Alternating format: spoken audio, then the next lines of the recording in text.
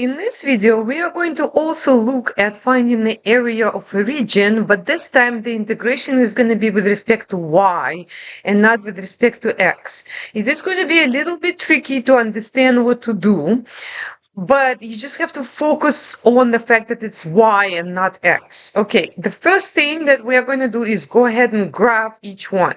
Now, the y squared is a horizontal parabola. Because there is no y, the coefficient of y is 0, which means that the vertex, which has the following equation. Usually it's x of the vertex, but in this case, because it's a horizontal parabola, this is actually the y coordinate of the vertex. That would be negative b divided by 2a. If you have a parabola like x equals ay squared plus by plus c. Okay, now for me, it's a very simple parabola because here a is 1 and b is not there, so it's 0. So for me, y coordinate of the vertex is 0, so y vertex is 0. To find the x coordinate of the vertex, you have to plug that value into your function f of y, which is also going to give you 0. When you write it down, though, it's important to understand like what's what. This is x and this is y, okay? So that's the vertex. And then you're going to need one more point to graph in MyOpenMath. Now, what can I do for another point? Well, very simple. I'll just take y equals 1, and then I'm going to plug into f of y, which is y squared. So f of 1 is going to be 1. And in this case, this is x equals 1, y equals 1. Okay, so this parabola, it's a horizontal parabola. I'm going to pick it right here. The vertex is at 0, 0, and it also goes through 1, 1. Okay, now that we graphed the parabola, let's go ahead and graph the line. Okay, for the line, we just need 2 points. And our line will have equation x equals negative 2y plus 3. What can I do to graph? Okay, so let's plug y equals 0, and then we're going to see that x equals 3. When you write it as a point, though, remember that x comes first. So this is going to be x equals 3, y equals 0. Then, for example, y equals 1, if you plug that in there, you're going to get x equals 1. So here it actually doesn't matter because they're both the same. Okay, so let's go ahead and switch to the line tool. And then we're going to go and put 3, 0. So that's 3 for x, 0 for y, and then 1, 1. Okay. Then let's submit that. So what are we talking about? We are talking about the region.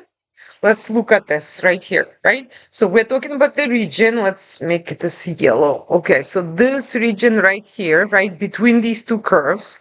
Now, when you are integrating and finding the area between two curves, and you're integrating with respect to y, there are two things that you have to look at. Try not to look at x at all. You are only looking at the vertical scale, right? The y-axis. Look at where these things intersect, okay? So I'm going to have this point right here where they intersect, and then this point right here.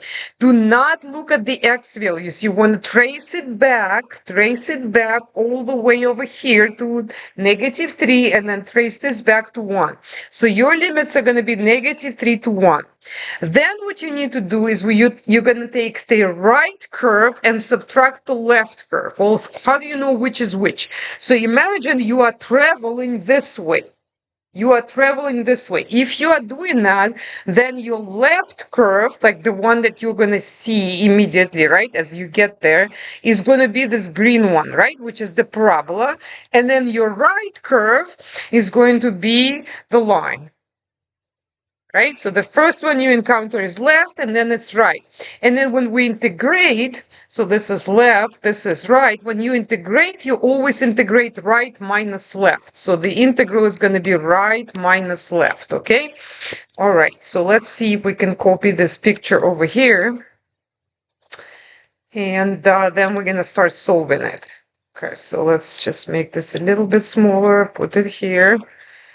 And all right, so let's see if we can set up the integral. We're going to go ahead and set up the integral. So the y values, we already figured it out. That's negative 3 and 1. And then our integral is going to be from negative 3 to 1. Now you want the right curve, which is a line, which is negative 2y plus 3. And then subtract the left curve, then the left curve is y squared. So we're just subtracting y squared.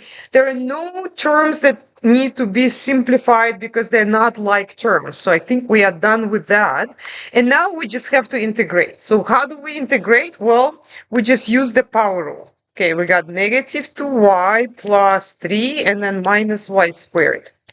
Okay, when we integrate a power, we add 1 to the power and then we divide by the same number. Negative 2 is going to stay. That's a constant multiple. Then we're going to get y to the power 1 more, so that'll be 2. And then we divide by the same thing, all multiplying by the reciprocal. So this would be like 1/2. Plus, now, how about a number? A typical mistake is a student looks at it and says, okay, well, derivative of 3 is 0, so this is going to disappear. No, it's not, because this is not derivative. This is antiderivative. Think, what do you have to take the derivative of to get 3? Well, that would be 3y, right? Because the slope of a line 3y is 3. Then minus, again, we add 1 to the power, that'll be 1 y to the power 3, and then we divide by 3 or multiply by 1/3. Okay, so that's going to go in here because I'm going to simplify the first term. And then we are almost there. Okay, so the last part is to actually compute the area. Now, because I'm allowed to use scientific calculators, I'll open that. And then I am going to copy paste this function. Let's call it h of y. I just don't want to call it f and g because f and g were the ones in the beginning, and this is a different one.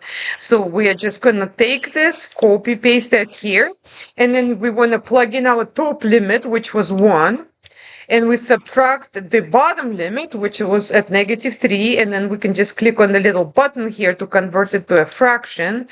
And looks like my area is 32/3.